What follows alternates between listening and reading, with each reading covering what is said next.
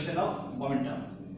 Before we going to discuss about law of conservation of momentum, I am going to recap Newton's second law once again. Now see, before Newton's second law, here the idea that is momentum equal to what? Mass and velocity, product of mass and velocity. And Newton's second law, force proportional to rate of change of momentum. Rate of change of momentum means change in momentum divided by time. Rate, since it is rate, so divided by time. Now what is the meaning of change? Change means final momentum minus initial momentum. And final momentum is what? Mass and velocity, final velocity, mass and initial velocity. And take m common, the m bracket v minus e by t. This is Newton's second law. Okay. Now we start Newton's, that is not Newton's, law of conservation of momentum. Okay. Here we see two objects A and B, two ball A and B, or you can write object also, moving with velocity u1, u2 in the same direction, and initial velocity of u1 is more than u2, moving in the same direction. Okay. After some time t, a collision takes place between the two bodies. Okay. See, collision. Here collision. And after that, velocity of A becomes v1 and velocity of B becomes what? Velocity of B becomes v2. Okay. Here I have written also, consider two balls A and B having masses m1 and m2 are moving in the same direction along a straight line. Let the initial velocity of ball A be u1 and ball B be u2, such that u1 is more than u2. Obviously, u1 must be more than u2. After that, a collision will take place.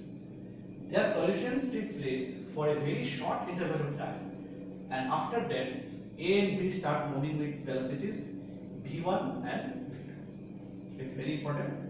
Now, before collision, initial momentum of ball A, m1 u1, initial momentum of ball B, m2 u2, total momentum before collision, that is m1 u1 plus m2 u2.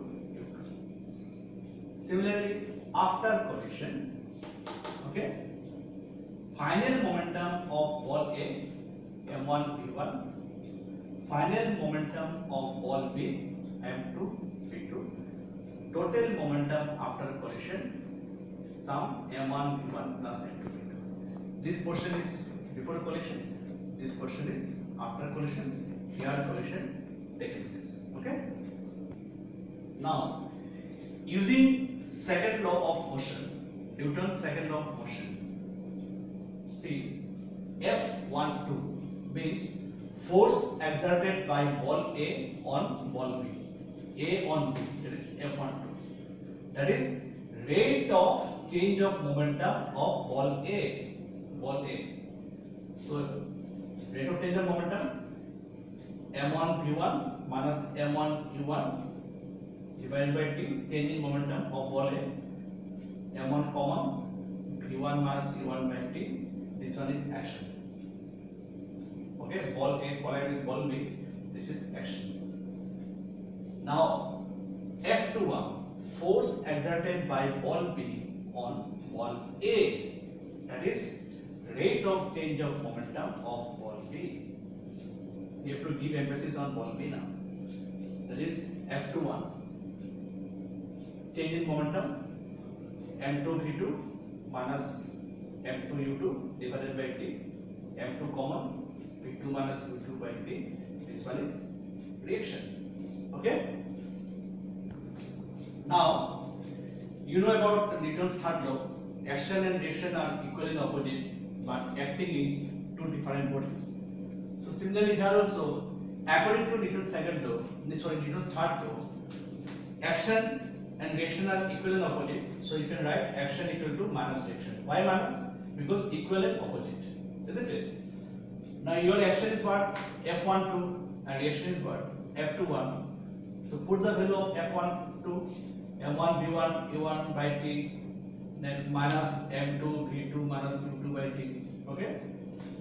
Now T cancel, this T and this T what get cancelled. You have what? You have what? M1 V1 and this one.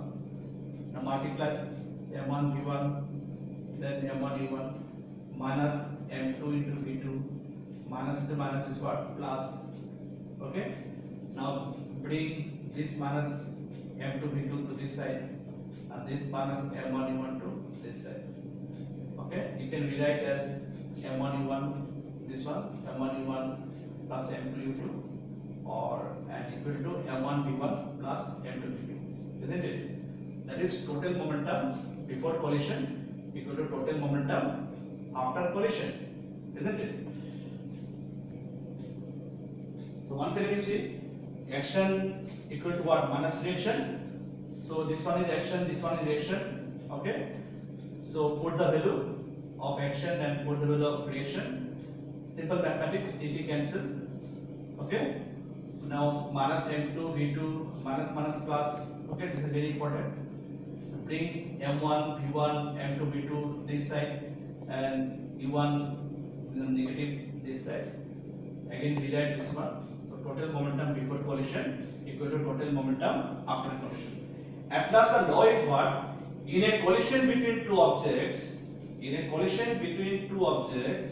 the total momentum before and after remains unchanged. Total momentum before and after remains unchanged. That is equal or conserved, provided no net external force acts on the system. That's all about law of conservation of momentum. It's a very, very important question. Okay, thank you. Next class I am going to discuss about recoil velocity of gun, and I am going to give you some more examples of Newton's third law. Okay, thank you.